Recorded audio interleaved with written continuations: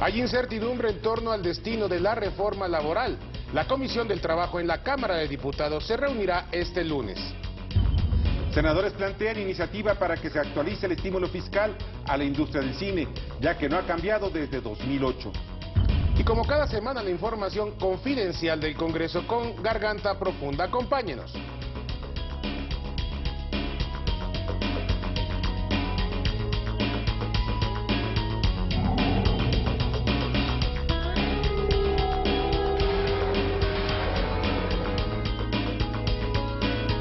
¿Qué tal? ¿Cómo está usted? Muy buenas noches, bienvenido desde las cámaras. Vamos a tener aquí toda la información que se ha generado en una intensa semana de trabajo en el Congreso de la Unión, en la Cámara de Diputados y en la Cámara de Senadores. Víctor, ¿cómo estás? Buenas noches. Muy bien, Néstor, ¿cómo te va? Pues aquí solitos, Víctor. Se nos ¿verdad? fueron de puente Anabela Peset y Adriana Sarur. ¿Cómo ves? Fíjate, esos son los méritos en campaña, fíjate. Y luego dicen, que disfruten, que disfruten. Luego dicen que no hay equidad de género. Nosotros nos quedamos a trabajar y las muchachas se fueron a descansar. Somos el género que sufrimos y soportamos de todo. Bueno, pero esta semana, Víctor, pues hubo una intensa serie de jornadas en el Congreso de la Unión, y lo más interesante ha sido estos ires y venires de la reforma laboral. Pues sí, haciéndole un resumen, se le hicieron algunas adiciones a la reforma laboral, a la minuta que mandó la Cámara de Diputados al Senado, y del Senado, regresando a la Cámara de Diputados, pues perdió su carácter de iniciativa preferente del presidente de la República. ¿Qué ocurre con esto? Pues tendrá que seguir el curso de una iniciativa normal, aunque empezaron a darse pues una serie de rumores sobre cambios, sobre tiempos, sobre modificaciones nuevas, sobre iniciativas que mandaría el presidente electo Enrique Peña tras asumir el gobierno. Gente, que aquí hay muchas cosas alrededor de la iniciativa preferente. No ha quedado claro por qué, porque el presidente tampoco envió una iniciativa de ley, una reglamentaria sobre ese aspecto de la iniciativa preferente, o sea, tiempos, la forma como debía enviarlo, cuánto tiempo debía estar considerado como iniciativa preferente. Únicamente se envió una reforma que pues ahí quedó en el aire. Ahora, la utilizó porque ya fue publicada como ley, más bien como reforma, ya fue publicada por el presidente de la República y también por el Congreso de la Unión. Pero ¿qué estamos viendo alrededor de todo ello?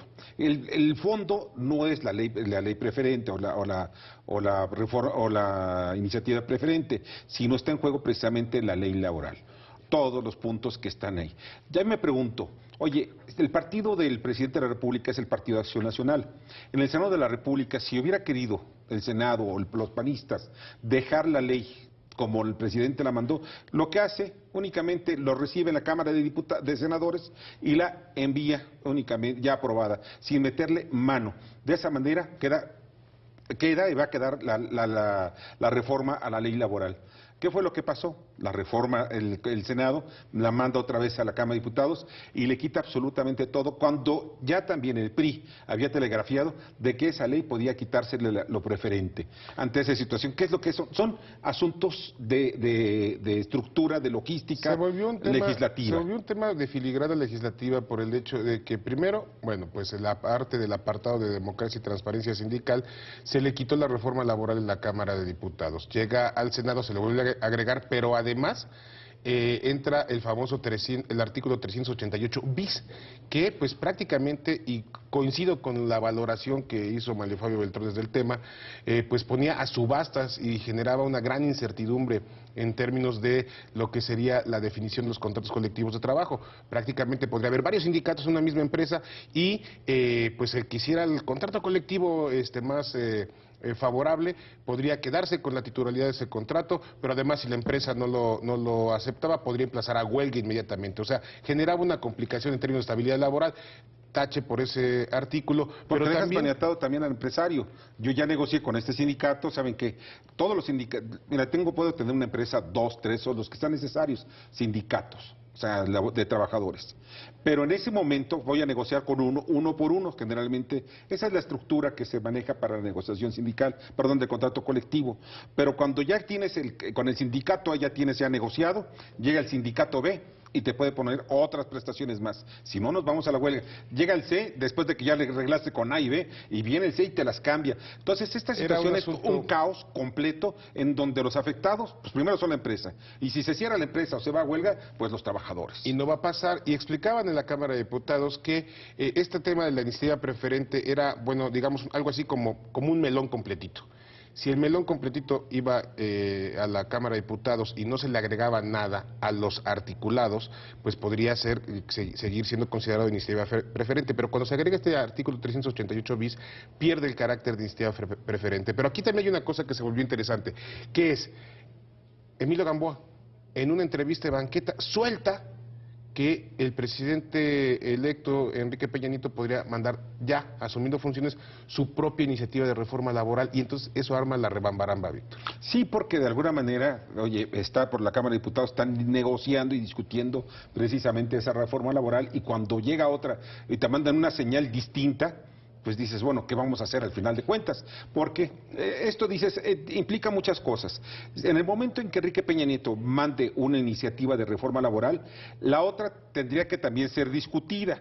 No sé si el presidente de la República, pues, el presidente electo, ya entrando en funciones a partir del 1 de diciembre, pues desee mandarlo. Hasta donde yo tengo conocimiento, no hay un proyecto firme de que se pueda mandar a la Cámara de Diputados. Tan es así que el debate en el seno del Congreso se está dando hasta en los pasillos. ¿Qué le parece si vemos el encuentro que sobre este tema tuvieron en los pasillos de San Lázaro el señor Manuel Fabio Beltrones y el perredista Martí Batres? Veamos. ¿Por qué no hacemos una consulta? La vamos a hacer. Sí, eso sería vamos a aprobar la ley reglamentaria. ¿Contamos con usted si hacemos una consulta? Pero mire, cada 3 años se va a hacer. Contamos con su presencia para hacer una consulta. Pero una consulta de veras, ¿no? Eso es la mentirita. No, va a ser aquí en la Cámara, aquí no estamos jugando, ¿no? Aquí en la Cámara, dentro de la Cámara. No sea de mentiritas como la del... Como la elección presidencial. Aquí se avientan unas consultas ahí que se gobiernan con ese tipo de consultas. Como las elecciones. La política es una negociación, pero si no sale la de ustedes parece que no es la buena. Pero en esa propuesta no viene nada de nosotros. No, y el seguro del desempleo. Ese viene en la reforma de Peña Nieto. Por eso no viene aquí. Pero en la de Peña Nieto viene. Estamos hablando. Va a dar oportunidad de que la votes. La propuesta de Peña Nieto la vas a poder votar. Sí, no seas irrespetuoso. No, ¿por qué? Respetuoso Peña Nieto. Estamos hablando de una iniciativa que se está discutiendo aquí. Pues esa ya la Dices que es negociación. No, ahí, no, la última parte. No, ahí no viene nuestra propuesta. A ti tú conoces de técnica. No viene nuestra propuesta. Lo que tenemos aquí es una minuta del Senado solamente claro, para ver pero una 8 iniciativa artículos. cuando se discute se puede nutrir de un conjunto de propuestas. Y las propuestas las hicimos oportunamente Esta ante es la una comisión. minuta. Tiene No, me 8 refiero artículos. a la discusión desde el principio. Tiene 8 artículos. Desde el principio, Desde el principio desde el principio está excluido nuestro planteamiento. Ahí no está. Yo quisiera que estuvieran. No está el seguro de desempleo, no está el Viene la salario propuesta de mínimo, Peña Nieto. no está lo de justicia laboral. Espérate que Peña Nieto la Eso es proponga. especulativo. Estamos hablando de esta iniciativa. Viene en la propuesta. Pero entonces Esta la propuso el PAN. pero se hubieran esperado Es un ustedes avance. entonces. Es un avance. Pues se atan a la propuesta del PAN, pero no viene nada de la propuesta. ¿No se ha dado cuenta, Martí, de quién es mayoría, verdad? O sea, creo que todavía no despierta. El asunto es otro, o sea, el PRI es mayoría, entiéndelo. Y nosotros votamos por una mayoría, es la mayoría que está ahorita en el Congreso. Pero hay un aspecto que dice Martí, es porque no metieron mis propuestas. Oye, pues ¿qué se trata de meter la propuesta como si fuera un cesto de basura, un cesto? Vamos a meter las propuestas del PRD, las del PAN, las del PRI, las de Nueva Alianza, de todo y después a ver qué sale. No, pero aquí lo que hay que ver es, digamos, hay argumentos mañosos. Esto fue un juego sucio, ¿eh? Eso es lo que hay que ver. Porque de pronto no estaba una negociación ni abierta, ni tampoco era con periodistas. Número uno, y le meten ahí la grabadora. Es un tema que es una discusión de pasillo, ahí en la explanada de San Lázaro. Evidentemente, la graban y la suben a YouTube. Evidentemente, una estrategia muy perredista. Martí Batres, pues lo que hace es querer meter una serie de temas y Beltrones le contesta, pues correctamente, es un tema de técnica legislativa. No se está discutiendo una iniciativa de ley normal, se trata de una iniciativa preferente y se trata de una minuta. O sea, cuando llega una minuta se vota, se aprueba o no se aprueba, pero no se le pueden estar haciendo modificaciones y trutrús y agregados porque ya se define si se aprueba o no se aprueba esta minuta. Ya lo que Martí tendrá que esperar era un golpe bajo, ¿no? Pero darle no, un golpe bajo para decirles, mira, ¿sabes qué? En estos momentos, si lo sabe también Martí, si no lo sabe, pues no merece ser legislador, francamente. no, bueno, ya sabemos que Martí quiere ser el nuevo Fernández Noroña, ¿verdad? Sí. Pero lo interesante que tenemos ahí es que está adelantando el señor Beltrones, y esto es parte de las señales encontradas que estamos viendo en este momento de parte del PRI, que va a haber una iniciativa de Peña Nieto. Cuando, pues perdón, el día de ayer, el propio Beltrones dice que el presidente electo Peña Nieto avala la iniciativa de reforma laboral del presidente Calderón. Entonces, pues yo ya no sé, por fin va a haber otra iniciativa de Peña Nieto, como dice Beltrones, no va a haber una nueva iniciativa, como dice Alfonso Navarrete Prida.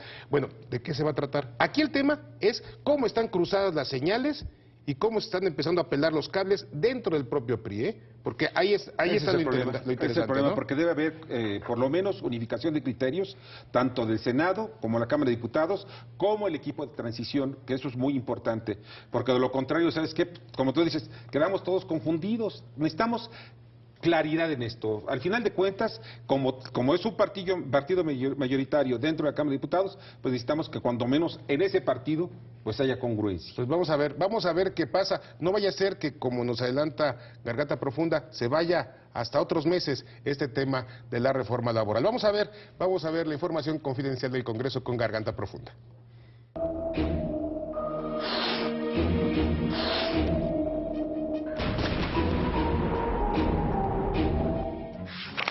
La reforma laboral que el presidente Felipe Calderón envió como iniciativa preferente ya quedó anulada, y aunque haya una nueva, será hasta febrero del año próximo cuando vea la luz.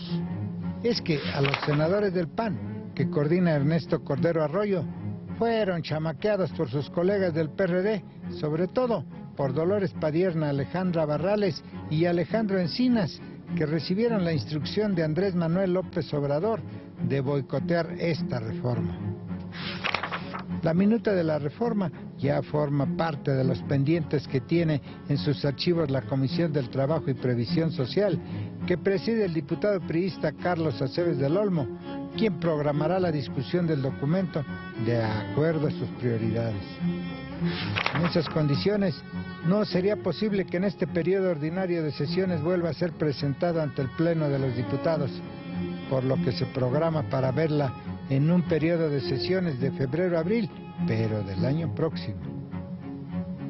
El senador Armando Neira Chávez comentó que fueron los propios senadores del PAN los que boicotearon al presidente Felipe Calderón, pero no se sabe si fue por premeditación o por ignorancia de las normas legislativas que rigen la iniciativa preferente.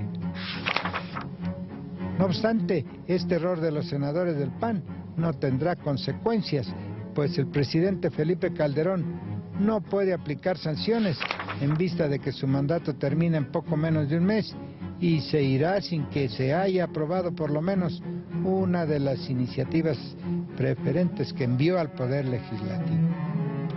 Vamos a ver qué pasa con esta reforma laboral que se asegura está en los planes del nuevo gobierno de la República. Pero recuerda, si dices que yo lo dije, siempre lo voy a negar.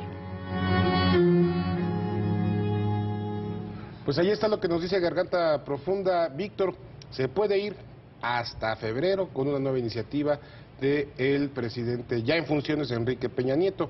Pues raras las señales en el PRI, ¿no? Claro, las señales, pero también en el PAN, o sea, hay malestar también dentro de las bancadas. Mira, en la Cámara de Diputados estaban muy, hicieron calificativos terribles a los senadores panistas. Desde el menor, el más pequeño de los calificativos fue de que qué candidez del equipo panista en la Cámara de Senadores. No se dieron cuenta de que cayeron en la trampa para esto, prolongarnos más tiempo. Y al final de cuentas, yo sí veo de que aunque esta ley es le faltó mucho para llegar a ser una gran reforma laboral, sí estoy convencido de algo, que era un primer paso. Con que yo estaba en desacuerdo en muchos de sus aspectos, pero es un primer paso para poner orden en el mercado laboral y sobre todo para estimular el crecimiento del empleo y de la inversión, porque cuando tienes reglas claras, sobre todo en el sector en el área laboral o de los trabajadores, tú como empresario dices, pues le apuesto. Pero ahora, en el caso del PRI, estamos viendo que también son señales encontradas entre Senado, ¿ves?, equipo de transición y Cámara de Diputados. Sí, así está. Y a los que les dicen los hermanitos, a Beltrones y Gamboa, pues también Gamboa armó la rebabaramba diciendo abriendo el tema de la iniciativa de Peña Nieto y empezó a enmendar Beltrones y después terminando dando una de maromas que mira, puede ser que hasta febrero se vaya una nueva iniciativa de reforma laboral. Pero lo que sí es importante también revisar en términos laborales queda pendiente el tema de democracia y transparencia sindical, pero también queda pendiente un tema que es el tema de las prestaciones de los contratos colectivos. Hay contratos colectivos, por ejemplo, como el del Stunam, que establece pues hora de café. No sé si recuerdan algunos de ustedes, como estudiantes de la Universidad Nacional, llegar a la Biblioteca Nacional o la Hemeroteca Nacional y no podía uno acceder a los fondos o a los libros porque los señores sindicalizados estaban en la hora del café. También se tiene que revisar, y esto no es atentar contra los derechos laborales, lo que tiene que ver con todas estas prestaciones que en realidad lo que hacen es descomponer lo que sería la productividad, el servicio, el trabajo que tienen que ofrecer los empleados, los trabajadores, los profesionales, los que forman parte de las áreas de comercio y servicio. Hay que revisar mucho en la materia, ¿eh? No tocaron el apartado B, porque esto también implicaría reformas constitucionales y sería un asunto más complicado. Pero si tratamos de buscar las reglas claras, una vez más, no nada más es del sector empresarial, sino también del gobierno con sus propios trabajadores. Estamos viendo que ahí están los sindicatos, el de educación, el del seguro social, todos los demás, lo de la FEXE, que al final de cuentas, por ejemplo, mientras el resto de los trabajadores no tienen un bono de productividad al final de año, pues los burócratas sí. Oye, ¿qué diferencia hay entre uno y otro? O sea, todos, si tenemos un bono de productividad al final de año, pues si lo tienen los burócratas, lo debe tener también algún empleado del sector privado. Yo sí creo que es necesario ver, porque viene un problema gravísimo en puerta, y está en puerta, de un momento a otro va a estallar, y son las pensiones. Si este asunto no se resuelve también desde el punto de vista laboral, el asunto va a ser más complicado cada día para el resto de los trabajadores, para el país entero. Muy bien, pues vamos a estar muy pendientes, seguiremos aquí en las cámaras informándole sobre este debate que se da en el Congreso, el gobierno, el equipo de transición, pero pues tenemos que irnos a un corte. No se vaya, porque a nuestro regreso vamos a hablar acerca de la iniciativa que los partidos presentaron en el Congreso para estimular la producción cinematográfica. Volvemos.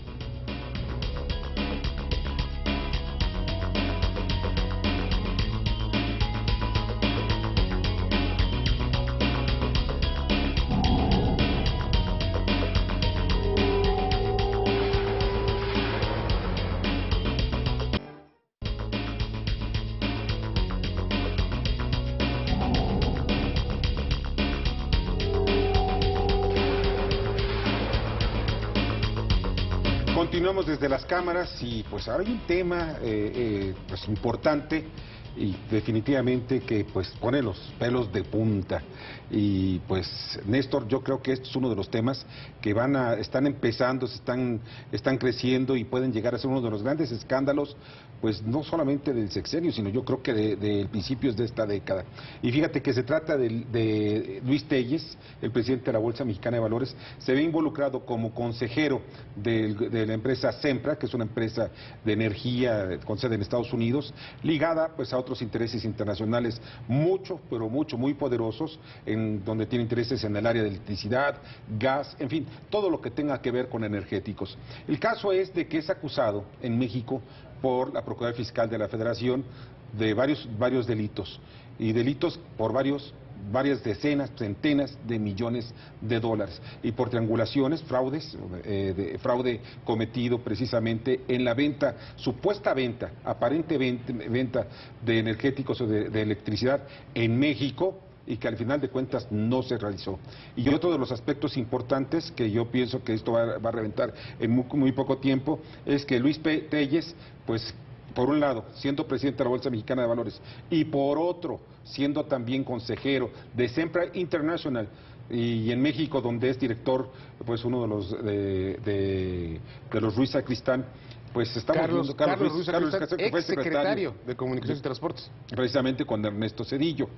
Pues estamos viendo de que pues aquí el asunto tiene tantas aristas que podía pues ser el gran escándalo pues de muchos años y mucho tiempo. ¿Cómo estará la cosa que los delitos que se dicen que se prefiguran en esta denuncia de la Procuraduría Fiscal de la Secretaría de Hacienda en contra de Sempra Energy, en el cual se encuentran involucrados Carlos Ruiz Sacristán como el director de la empresa en México y Luis Telles, el director de la Bolsa Mexicana de Valores, como consejero, pues serían en 2 puntos. Sería el de defraudación fiscal, o sea, están engañando al fisco, no están reportando dinero que tendría que haber entrado al fisco, y, como decía Víctor, por un asunto de triangulaciones, un presunto lavado de dinero, a grado tal que lo que supimos desde ayer es que ya los señores Ruiz Sacristán y Luis Telles ya están solicitando amparos para evitar lo que podrían ser órdenes de aprehensión. O sea, imagínese usted una orden de aprehensión girada contra el director de la Bolsa Mexicana de Valores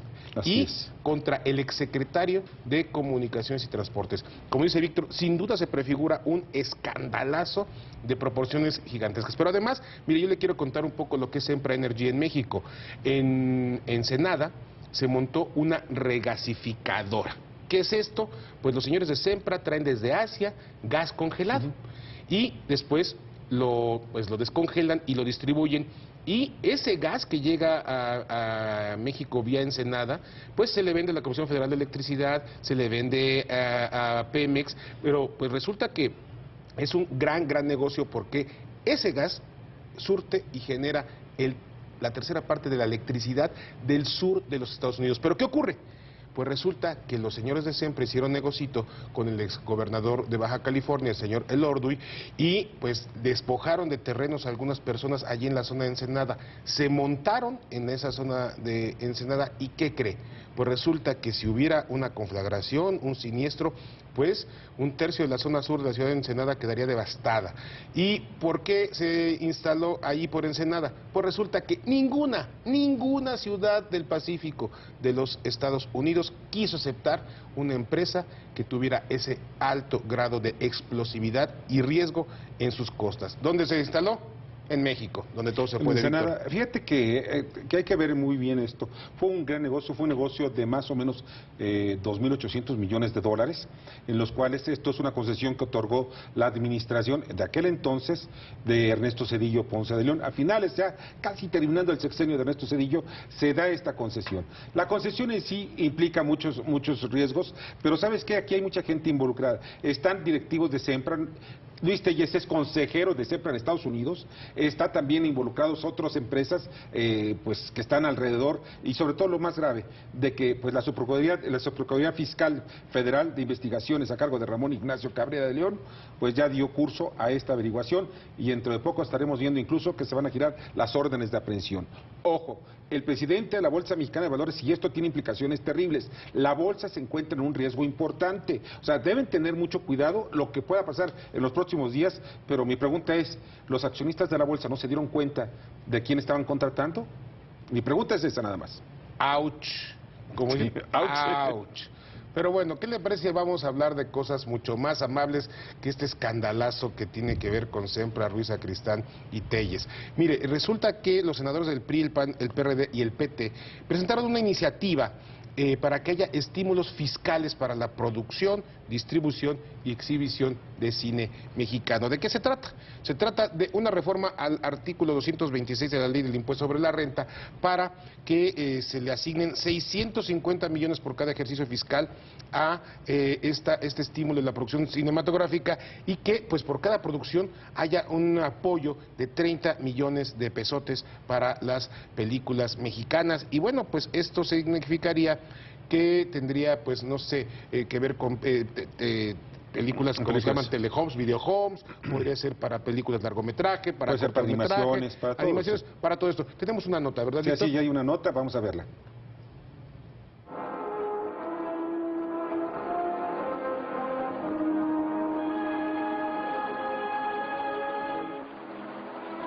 El cine y la producción audiovisual son el espejo de la realidad de un país.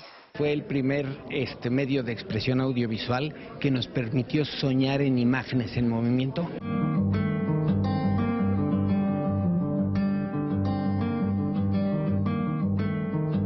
Suficiente con los problemas de un solo día. El cine es una herramienta muy poderosa que llega directo a la emoción que en un pueblo que lee poco, es muy importante todos los valores culturales y toda la identidad que genera. Pero solo el 18% de los mexicanos va al cine y en más de 2,000 poblaciones no hay una sala de proyección audiovisual, como siempre lo quiso ver, sin peleas por el primer crédito, en la misma cinta. Senadores de todos los partidos propusieron varias medidas para apoyar al cine de calidad. Generar empleos, ahorita se generan 45,000 empleos directos, con esto esperamos que sean mucho más. Toda la derrama económica que se genera en las localidades donde se produce cine y sobre todo, pues el poder generar este concepto de identidad nacional. Ha sido una industria que ha afrontado muchas crisis y que en los últimos tiempos ha logrado demostrar con creces que hay calidad, que hay talento. Entre las propuestas destacan aumentar el valor de los proyectos financiados con fondos públicos de 20 a 30 millones de pesos, conceder créditos fiscales por el 10% del ISR, plantea apoyo a los publicistas y extender en las salas la permanencia de películas mexicanas cuando tengan 25% de audiencia. Pero van más allá del guión, que el apoyo se amplíe a todas las producciones audiovisuales. En este caso sí es importante precisar que estamos hablando no solo del cine, que esto incluye toda la producción audiovisual en general, lo cual tiene un impacto sobre los documentales, lo cual tiene un impacto sobre las series, además del cortometrajes, de los largometrajes. Resaltando la calidad, resaltando el sentido nacional. La visión del México, el reflejo de quiénes somos, es el cine y la televisión. Es como tener el álbum de familia. Si nosotros podemos seguir produciendo ese álbum de familia para que la gente se siga mirando a sí misma, creo que vamos a conseguir muy buenos resultados. Mira, don Ramón, estoy trabajando en planes de inversión. No me tengo una pregunta. A ver, ¿tu papá le va a entrar? ¿Yo?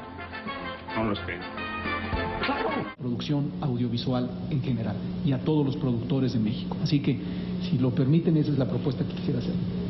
Sea muy bienvenido. Selene Ávila, Proyecto 40.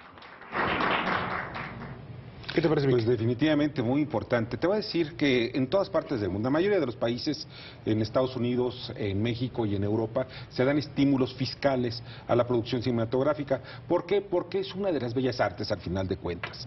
Y estamos viendo que en México, pues 20 millones de pesos, que es lo que se les otorga como estímulo fiscal a la realización de varias películas, pues vemos que es muy poco dinero. Al final de cuentas, en otros países son hasta 4 o 5 millones de dólares o de euros en algunos casos, en donde se proporciona. Estamos hablando de países productores de cine intensos como el caso de Francia, España, Italia, Estados Unidos, Reino Unido. En Centro Europa, por ejemplo, en Praga, pues una producción recibe 4 millones de dólares solamente por instalarse en distintos estímulos. Tienen, pues hay una cosa que se llaman Film Commissions, las comisiones de cine de cada ciudad, que lo que hacen es allanarle el trabajo a las películas que se montan ahí. ¿Por qué? Porque generan derrama económica. O sea, no solamente es un tema de estímulo para generar producción, también el cine y la producción cinematográfica, la producción de videohomes, genera una derrama económica importante en las zonas donde se asienta, donde hace esa producción. Nueva York es una de las ciudades que tiene la comisión de cine más eficaz quizá del mundo. Claro. Sí, en Nueva York se llega, tiene el estímulo, se paga lo que se tiene que pagar, te cierran las calles, puedes tener la toma del Empire State, bueno, te ayudan y te allanan lo que quieras. Porque estás promoviendo la ciudad, estás promoviendo además los valores locales, estás promoviendo turismo, estás promoviendo negocio. Eso es lo importante, hay que promover los negocios, porque los negocios generan empleo y los empleos también generan bienestar. Bueno, pues ya nos vamos, pues ¿verdad? ya nos vamos, ¿verdad? Sí, vámonos. Ya nos vamos. Sí, pues como es Noche de Muertos, los señores de la producción ya quieren pedir su calaverita. Así que nosotros, pues ya nos vamos, es medianoche. Le agradecemos mucho que haya estado aquí desde las cámaras. No se olvide de entrar en contacto con nosotros a través de nuestro correo electrónico desde las cámaras @proyecto40.com.mx y también a través de Twitter en @desde las cámaras. Víctor, tu Twitter. Pues Bechica Sánchez Vanos. ¿Y el tuyo? El mío es @Nes Ojeda. Buenas noches. Todavía hay tiempo de ir a pedir calaverita, así que nosotros ya nos vamos. Pueden ir también a los panteones, ¿eh? Están abiertos. Los panteones están abiertos, güey.